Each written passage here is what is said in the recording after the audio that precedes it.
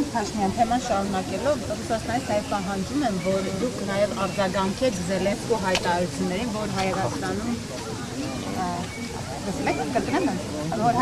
Զելենսկին հայտարարություններ արեց, Ռուսաստանից պահանջում են նաև դուք արձագանքեք այդ հայտարարություն եւ ասում են ինչու հայկական կողմը Հայաստանի ղեկավարը որևէ ձևով չարձագանքեր դրան, չէ՞ որ սպառնալիք էր հնչում իրենց հասցեին հայկական հարթակում։ Եվ նաև մայիսի 28-ին ԵԱՏՄ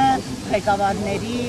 նիստն է տեղ ունենալու Աստանայում։ Արդյոք ինչ որ ձևով թեկուզ հեռավար դուք մասնակցել եք։ Նախ ես ասեմ, որ եվրոպական քաղաքական համայնքի գագաթաժողովը բազմակողմ հարթակ է, անցկացման վայրը կապ չունի եւ այդ միջոցառումը ինչքան Հայաստանի, ինչքան իմ միջոցառումն է, այնքան էլ մյուս մեր գործընկերների միջոցառումն է։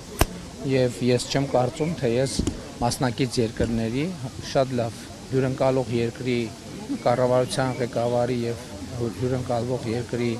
ղեկավարի կարգավիճակով ես չեմ կարծում, թե պետք է գրաքննեմ կամ պարտադիր ամեն ինչին արձագանքեմ եւ դա բազմակողմ հարթակ է եւ այդ բազմակողմ հարթակում մարդիկ արտահայտվում են եւ եղել է նաեւ որ իմ ներկայությամբ նաեւ Ռուսաստանի Դաշնության նախագահը հայտարարություններ արել տարբեր երկրների վերաբերյալ, բայց ես չեմ հիշում, որ Ռուսաստանի Դաշնությունը ինձ ակնկալեր, որ ես արձագանքեի այդ հայտարարություններին։ Այսինքն նկատի ունեմ, ես պատեհ չեմ համարում եւ Հայաստանի Հանրապետությունն էլ այո եվրոպական քաղաքական համայնքի անդամ երկիր է, Եվրասիական տնտեսական միության անդամ երկիր է, ապա անդամ երկիր է, բայց դա չի նշանակում, որ մենք հավակնում ենք համաշխարհային բոլոր գործերին խառնվել եւ կներեք մենք փոքր երկիր ենք մեր օրակարգով, մեր փոքր օրակարգերով մենք մեր օրակարգերի շրջանակում ենք մտնում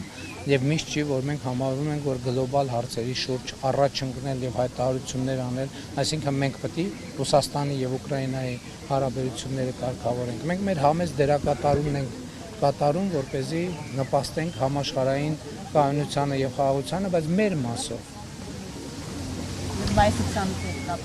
Մայիսի 28-ի հետ կապված ես նաև երբ որ ապրիլի 1-ին ես